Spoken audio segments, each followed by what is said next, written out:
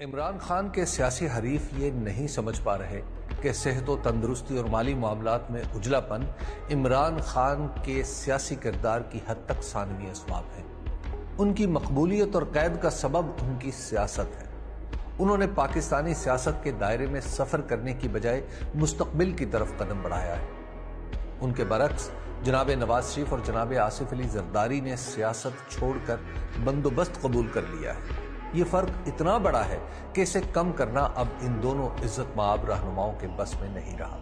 آج تک عمران خان نے جیل میں رہ کر تاریخ بھی لکھ دی ہے، سرخی بھی انہی کے نام کی بنتی ہے اور نظریاتی ہونے کی تعریف بھی طے کر دی ہے۔